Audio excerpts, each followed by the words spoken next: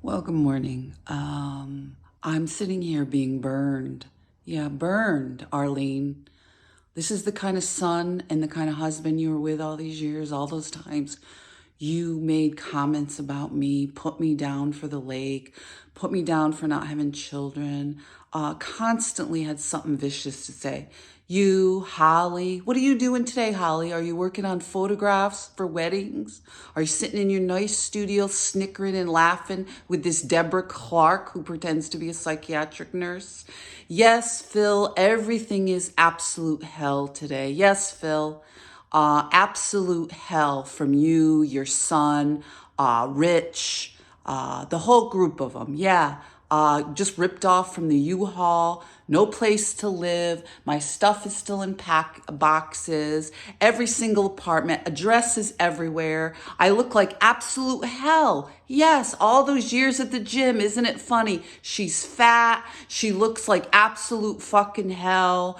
Oh yeah, she wants to die. She's crawling around an apartment being burnt by thugs. What, corrections officers? Retired corrections officers that you know, or retired policemen that you know that hate their wives and are divorced and call up prostitutes every day to get laid and torture women in rooms. Yes, you all have had a good old time for 20 years. And of course, my ex-husband, that everything was a joke all these years.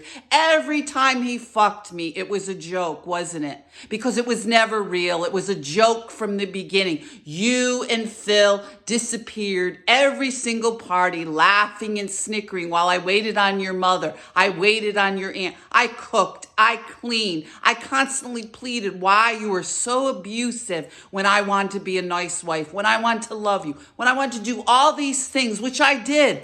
Every single job y'all caused trouble with. And Betsy, the shoves and the pushes and the snickering and the threats and all the things behind my back. The gossip. I mean, I could go on, but y'all get the picture. Y'all have had a good old time. I have no car. I'm supposed to schlep to another apartment today. No breakfast, no lunch, no nothing, no stove, no, I don't know, even the smoke alarms. Even the smoke alarm, the water that comes out of the faucet, my towels were so dirty and so disgusting from State Street. But y'all knew that with your friends there. Y'all knew it at the friends at the YWCA. You all knew it with this Kathy Mutzy, with Ho Marie. Yes, Joe Marie, right from when we were little girls. You've been involved with my mother and the swingers club and the pedophiles like Fred and Bud that like to leer and be in the bathroom. And I could go on, but I want to keep this video clean because of course I have this psychiatric nurse.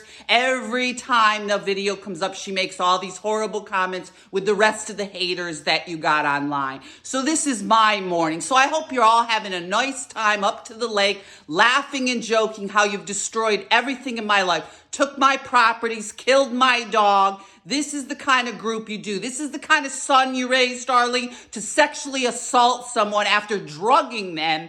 And then no medical, I could have died in his arms. I could have died while he was holding me, and y'all laughed and joked and had a good time because I had prior trauma from being put up on a horse. I had prior trauma when my dad picked me up in the air, which you're not supposed to, in front of a cheering audience. That was the old trauma. I almost died. Okay, that's old trauma. That's why you don't put your hands on women. That's why you should have consent. He chased me around all night at your party and you watched your son do this. And then he went down to the police station and lied repeatedly about everything in my life. Everything in my life you all lied about until there was absolutely nothing left. This is how vicious you were. And you still, I catch all of you stalking around with your friends, leering and snickering and going through my garbage up there with the Cernex. You worked at Chem Cleaners. Over and over and over, more evidence that I bring and more videos that I make while you sit at the police station, at our police stations and laugh about women dying and being hurt and suicidal and not being able to report and get away. How funny it must be to torture someone in an apartment with your friends. This man walks around constantly over my head, burning my head all night long while you sit in your beautiful houses and laugh and joke how I can't do laundry. I can't make breakfast. I can't take a shower. I can't do anything. So I hope you're all proud of yourself today. I hope you're all having a great time up to the lake. After being with a man for 20 years that never once loved me. Oh no, this wasn't a man that fell out of love. This was a man that set it up from the start. And I remember that day, Holly,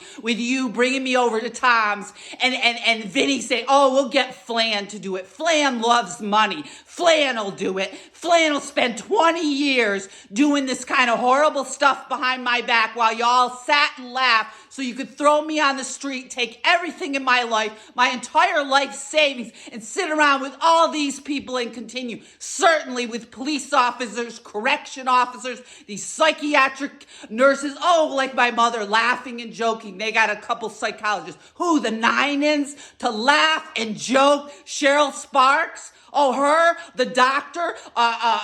Schultz up there? All these people, and Schumacher's calling New Palsy for 20 years while they sat up there and laughed and joked with Doug Hopkins that works for police. So laugh and joke today how you've tortured me in another apartment and I'm so sick I can't even move today. How horrible it is. How absolutely horrible. So give yourselves all a pat on the back. How great you all are. How wonderful and great, and it's all protected by the police department. Isn't it, Arlene and Phil? Isn't it that you could do this to someone?